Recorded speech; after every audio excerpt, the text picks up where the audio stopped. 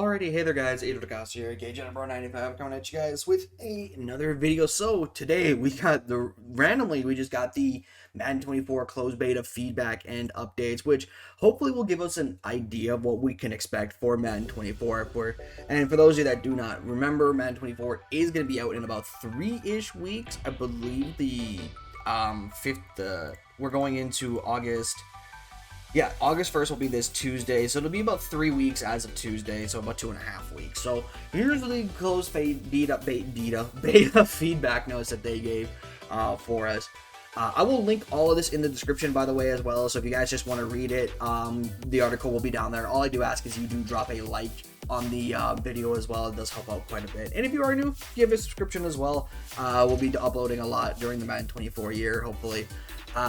So anyways, hey Madden fans, thank you. First of all, thank you for your feedback during our closed beta. One thing I never understand though, why is the beta closed? Like, why do they have to make it a closed beta when they literally can just make it easier on everybody and just have it be an open access beta? Like, I will never understand why EA does this or why game companies do this, because like, if the whole purpose is to like make it so that way the game doesn't get leaked out for people to see and all that shit, like, the thing is, like, the internet is the internet. They're gonna not listen to you anyways. Like, if you tell them to do something, they're not gonna do it, okay? They're gonna do the exact opposite. They're like a problem child, okay? Like, they're gonna fucking just go ahead and do whatever they want, and there's nothing really you can do about it. So I just don't understand why EA insists on a closed beta. Just make it open for everybody. Stop making us have to sign up for it. But anyhow, that's not what this video is about. So top issue that they talked about was the input latency. Sometimes actions are missed or delayed.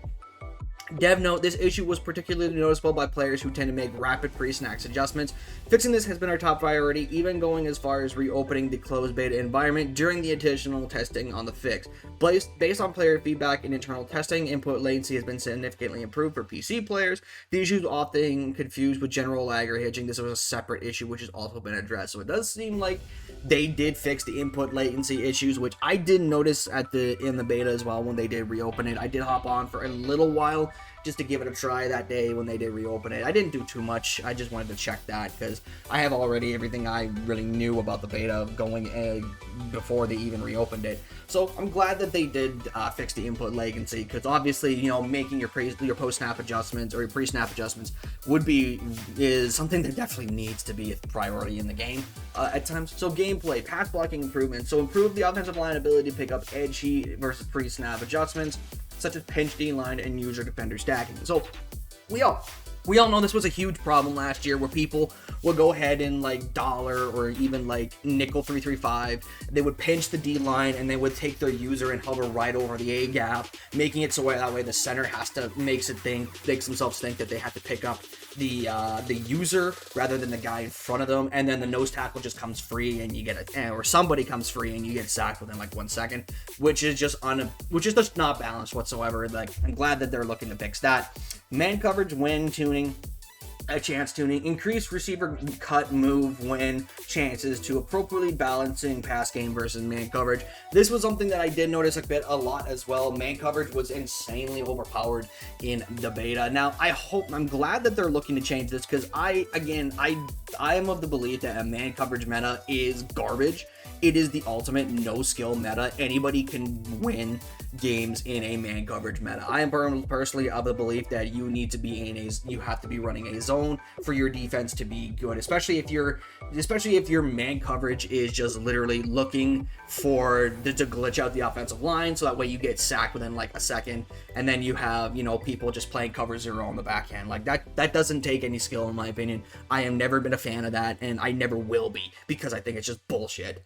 So I'm glad that they're going to change that. Man press when chance tuning, increased beat press chance and super win animation chances to reflect better receivers' ability to beat press, which I'm glad that this is a change on. Like, I know many people completely I know people just did not realize that short out elite was a good ability to use to beat the press. Now I would argue that we shouldn't need to be using short out elite for that, but I'm glad that they're looking to make man worse. Personally, I'm glad that they're looking to make man worse, because quite honestly, again, I hate man coverage metas.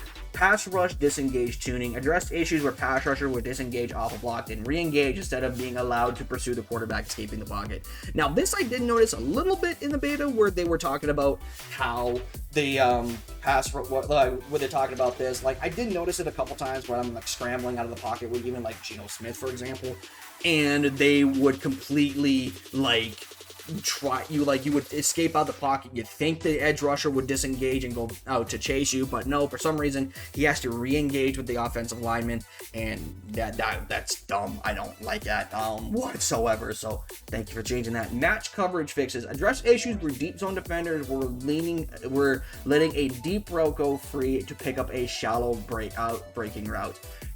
Thank God, because match coverage is definitely a coverage that is a very high IQ, but also very AI dependent type of a coverage. Like, it's very high IQ because you obviously need to know what the rules are for each match coverage and whatnot. And if you guys don't know how match coverage works, I recommend go check out my guy Zan on his YouTube channel, or even his website. Not trying to shameless plug or anything. Go check that out, guys. He goes through everything on what you guys need to know about match coverage, how it works, what are the rules, what are the specific responsibilities for each zone in specific situations. So I'm glad that they're looking to change that. So that's why I say it's high IQ, because you got to know the zone, what they do in specific situations. But sometimes there are routes that will just completely not be picked up, and so therefore it just gets broken. So yeah, glitchy match beaters I'm absolutely not a fan of. Good match beaters, like say a scissor shot to one side of the field, and then maybe you have like a or maybe you have like a corner route down like the side, like from the inside receiver, and then you have like maybe a scissor shot, like a skinny post, and then a corner route. You know what I mean? Like, I'm trying to remember all the ones that I do know off the top of my head, but. So anyways, glad they're fixing that. Catch, tackle, knockout tuning to decrease trailing defender knockout chances when trailing behind receivers. More receivers will hold on since the ball is not being directly affected when pulling in the catch. Thank fucking God for this one, okay? I hated this one with a burning passion. The fact that you could just hit the receiver in the back, even on like a big body receiver like a DK Metcalf, for example. It was so infuriating to even throw like a curl route at say it was like 3rd and 6, and I just throw like a curl route, right? Because I know it's like man coverage on the outside. So I throw the curl route, he catches the ball, but because he gets hit in the back, he drops the ball. So glad that they're fixing that. Thank God. That was such a pain in the ass. Halfback screen coverage fix. I don't really care about this one. If this one interests you, you guys can have a look at it. Fix QB stuck in idle animation. Address the issue where the QB would get stuck when snapping the ball during certain animations. This one I did not realize I did not experience myself, but seems like it was kind of funny. Fixed camera changing PC audio, PC only, so that really does not apply here. AI field goal attempt logic. AI team was attempting too many long field goals, so reduce the frequency to happen more as a last resort situation. Yeah, this was just, oh my goodness. I remember playing a game where I think it was against the Raiders in a franchise with the Broncos. And I remember seeing the Raiders kicker, I think it was Daniel Carlson, go for like a 68-yard field goal or like a 70-yard field goal. Holy Jesus, that was hilarious. And then AI clock management, field goal decision, so they obviously fixed that. So franchise stuff, again, I'm not really interested in franchise. If you guys do want to check out what the franchise changes are, let me know. Have a look at the article, Superstars. So there are some changes to the superstar mode. A couple of cool things that they did change up here. First one I've noticed that I really am happy that they did was remove the slow down and lead mechanic from the 40-yard dash combine minigame and replaced it with a dig deep mechanic to accelerate through the finish line. And to tune 40-yard dash mechanic to be more responsive. Now this I noticed in the beta. No matter what it was for me in the beta when I was doing the 40-yard dash, be it at any point in time, I could not for the life of me get any higher than like 5 seconds, which I thought was ridiculous. And no matter how many times I did, I kept getting. I think the best I would get is like 4.3, which is fine, but I only got that like maybe twice. So like you can see the frustration with that. So I'm glad that they're fixing that and making that a little bit better. Fixed the issue sometimes preventing player grading from appearing in league games. Fixed an issue sometimes preventing open podcast video from appearing. Updated pacing of X Factor reward in beta. The X Factor was awarded level 2 of the progression path. It has been moved back to later in progression path and will be based around and will be awarded based on league game wins. So I kind of like this a little bit, you know, making it to where you don't have like a superstar X Factor ability like right away. You know, you have to actually earn it, which I kind of am cool with. MUT, they just fixed a bunch of bugs and stuff. We don't have any MUT news yet. We'll probably get it within the next week or so.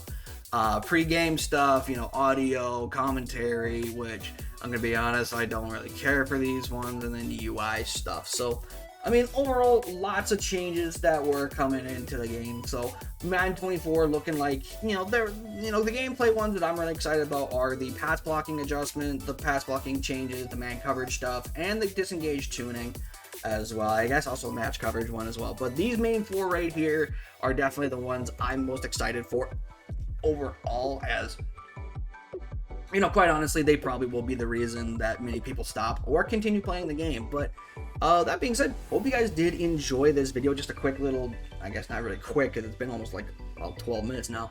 If you guys do like this type of videos and want to see more, hit the like button below and subscribe to the channel if you guys are new. And with that being said, I'll see you in the next video. I'm out. Peace.